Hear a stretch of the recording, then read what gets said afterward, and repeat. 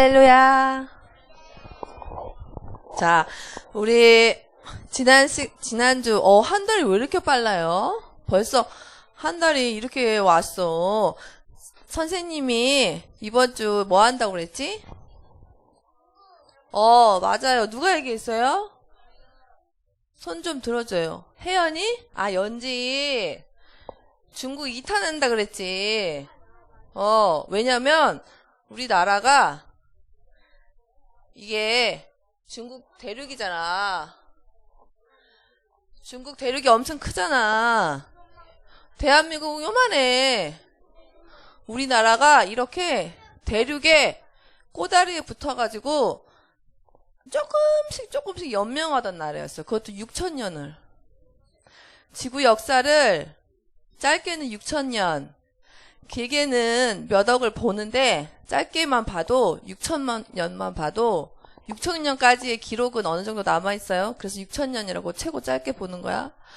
근데 대한민국이 그래서 지금도 중국의 영향이 너무나 오래 받아가지고 그 영향이 많이 남아있는데 해양 세력의 바닷가, 여기 붙어있는 미국 바닷가 해양 세력의 영향을 받고 나서부터 중국은 끊어지고 그때부터 대한민국이 전쟁이 없어지고 길거리 나가면 수도 한양에도 굶어 죽는 자가 산처럼 쌓여 있어서 정조대왕이 도대체 우리나라는 이렇게 열심히 일하는데도 왜 외세는 자꾸 침략해오고 굶어 죽는 자는 이렇게 많은가 한탄을 할 정도로 가난하고 못 살고 싸우고 그런 나라가 한순간에 뒤집어졌어. 뭐 때문에?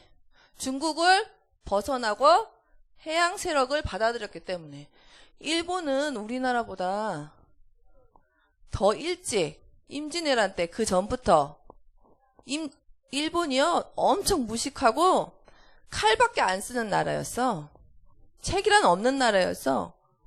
근데 일본이 어떻게 임진왜란을 벌일 정도로 발전한 줄 알아?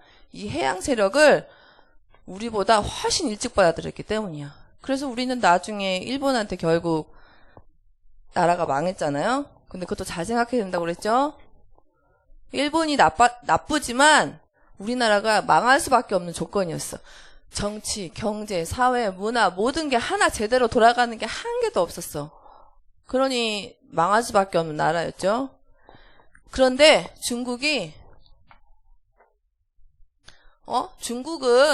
두 가지 강이 흐른다 했잖아. 걔네가 그런 6천년 동안 그런 문화가 생길 수밖에 없어. 왜?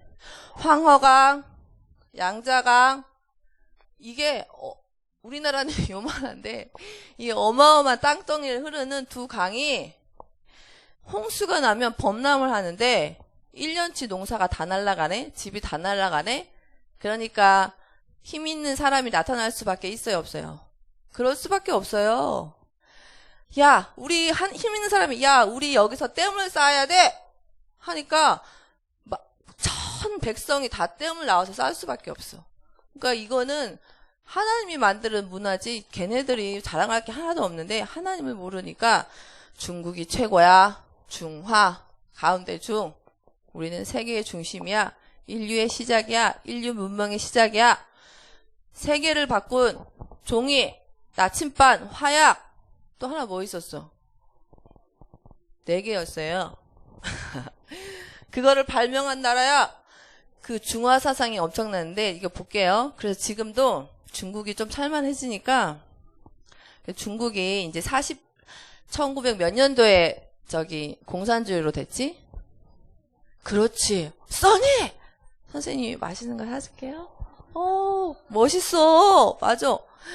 49년에 공산주의를 체제로 확 바꿔버렸네. 그러니까 이 부강한 나라가 세상에 세계에서 쌀 생산 1위 나라가 망할 수 없는 나라가 거지가 된 거야 다. 그래가지고 이제 공산주의를 좀 포기하고 미국의 도움을 진짜 많이 받았어. 그래서 얘네가 부자가 됐어. 어느 정도로 도움받았냐면 두 나라가 무역을 하잖아. 미국은 계속 적자. 중국은 어마어마한 흑자. 근데 미국이 이거를 살려줬어요. 우리 목사님 지난주 얘기했죠? 왜? 공산주의 얘네 포기할까봐. 그렇게 하면 먹고 살게 되면 공산주의 포기할까봐. 미국은 어마어마한 적자를 계속해가지고 모든 공장들이 다 문 닫았어. 제조업이. 서부 쪽에 제조업이 다 문 닫았어. 중국은 그것 때문에 돈을 엄청 모아서 무슨 짓을 했는지 한번 보세요. 이거 틀어주세요. 미국 때문에 돈 벌어놓고 이런 짓을 하고 있어요.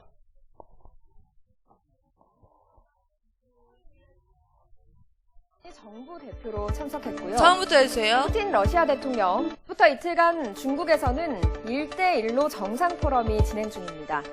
오래 우리나라 있었던 박병석 거예요? 의원이 정부 대표로 참석했고요.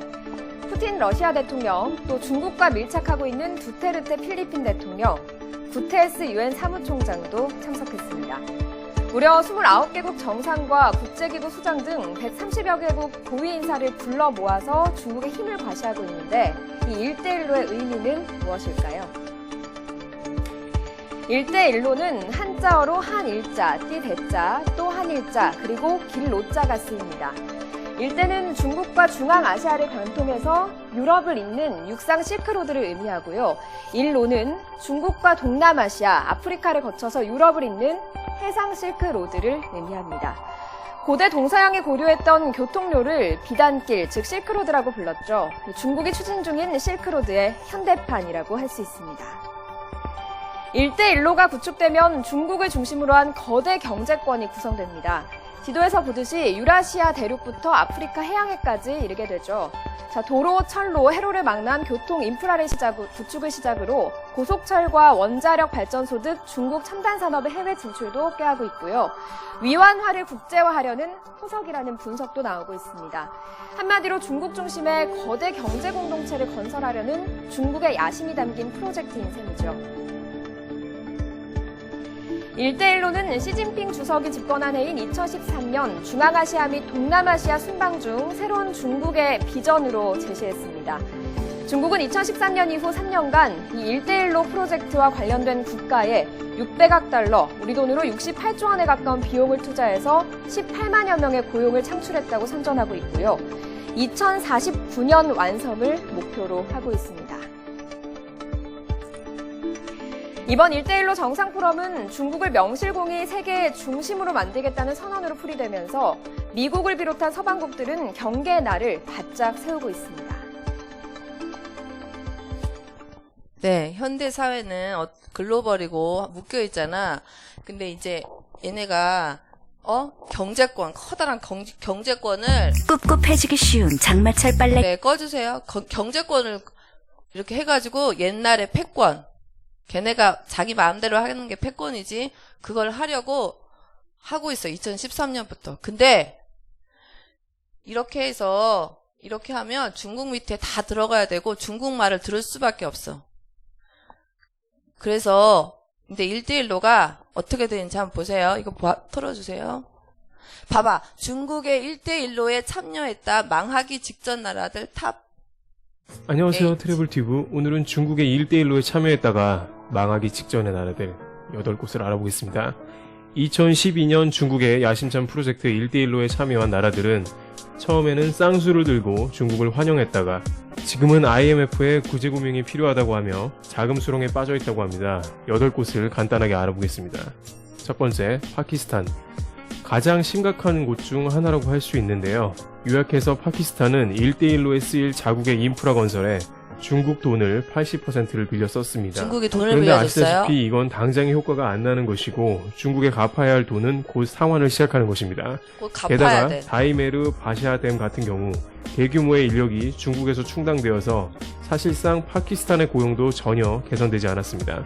건설 자재는 파키스탄 현지가 아니라 중국에서 조달됩니다.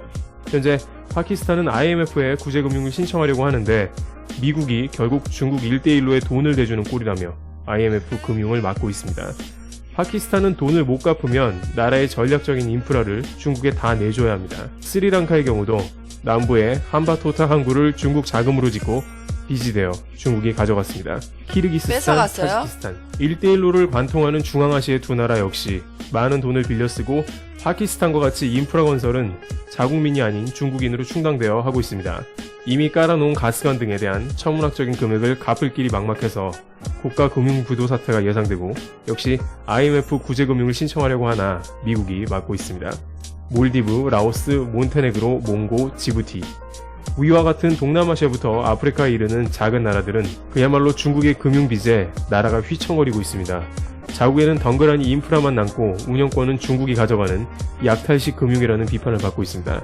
이 나라 말고도 카자흐스탄 및 아프리카의 수많은 나라들도 비슷한 구조로 차이나머니에 결국에는 나라 빚이 천문학적으로 늘어나는데요. 그런데 놀랍게도 1대1로의 주인공인 중국도 난색을 표하고 있습니다. 금액을 쏟아붓고 인프라를 지어줬는데 자신들이 과연 이 금액을 돌려받을 수 있을지 의문이 생기기도 하고 워낙 자본력이 약한 국가들이라 언제까지 투자를 해줄 수도 없는 일이라고 합니다. 투자를 했는데 해당국에서는 반중 감정이 일고 미국은 IMF 금융을 막으려 하니 중국 내부에서도 더 이상의 1대1로 확장은 안 하는 게 좋다는 의견도 나오고 있습니다. 가면 갈수록 1대1로 사업은 모두에게 좋지 않은 방향으로 마무리되는 것 같다는 전문가의 의견이 많았습니다. 트래블튜브 오늘 여기서 마치겠습니다. 처음에는 이렇게 중국에서 돈을 빌려줘가지고 야 니네 나라 잘 살게 해줄게 해가지고 어마어마한 사업을 시작했어. 진짜 천문학적인 돈이 들어가는 사업을 시작했는데 이것들이 중국에만 도움이 되고 실제 자기 나라 사람도 안 쓰고 자기 나라 돈만 부채만 갚아야 되고 빚만 갚아야 되니까 이렇게 가난한 나라들이 더 망해가고 있어요. 그래서 중국이 다시 한번 일어나려고 4월 달에 아까 1대1로 정상 포럼을 한 거야.